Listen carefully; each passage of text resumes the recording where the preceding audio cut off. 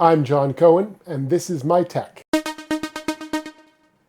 You might be using a Mac that's 10 years old, perhaps an Intel machine that you got back in college, or maybe when you retired, and it's time for a change. Or maybe you're on the other side of that spectrum. You've been using a Windows machine, and now you're being forced to change to Windows 11, and you really don't want to go that route. Well, this computer is a great choice for most people who are looking for an everyday computer. Let's have a look. The MacBook Neo is running Apple's A18 Pro chip. That is a similar chip to what's found in the iPhone 16 Pro, but with some slight modifications to the chip, so it does give the performance that's necessary for a computer. With either 256 gigabytes or 512 gigabytes of SSD storage and 8 gigabytes of memory, this computer is a great choice for the average user, whether you be a student, a senior, or someone in between. If you're just doing everyday tasks on a computer, then this might be the perfect solution for you.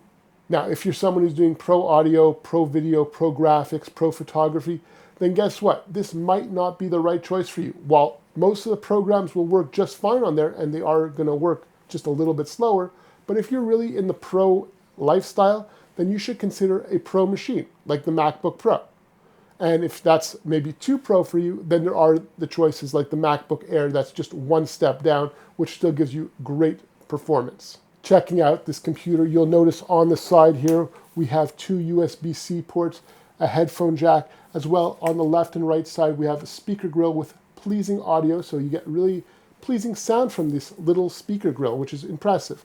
When we open up the actual computer, we have a webcam built in here, as well as a mechanical trackpad, which really takes me back to that mid-2012 MacBook Pro, which I loved so much. It's a great choice, and one of those things that I think is perfect for a student-aimed machine. So if something gets stuck in there, like you spill some water or get some food stuck in there, that mechanical trackpad can be easily replaced. Weighing just 2.7 pounds and having all-day battery life, it is a great machine that Apple has produced here for everyday users. And the fact that it has a metallic housing is just really superior compared to a lot of the PCs that are on the market at the same price point. When it comes to the color of these machines, Apple does offer 4 different options. This is the citrus color. It might not be the right choice for you, but I do like the color and I think it is unique looking. Of course, people are going to look at the price point and say, it's so inexpensive, it must be underperforming. And from my usage over the last week, I find that it actually performs really well. For everyday tasks like surfing the web, writing documents, looking at photos, editing, basic video or audio, it works just great. Now, is it as fast as my MacBook Pro? No, it's not. So when it comes to opening up something like Microsoft Word, it may take an extra 2 or 3 seconds. When it comes to processing photos, yeah, maybe another extra second or 2. But for a majority of people, that is perfectly okay. We're not in a rush. You're not on a deadline. If you are someone who has to edit photos or videos or anything else in a certain timeline, then again, you're probably in the pro category, not just an average everyday user. At this point, you might be asking yourself, what is the difference between the 2 models of the MacBook Neo that Apple offers?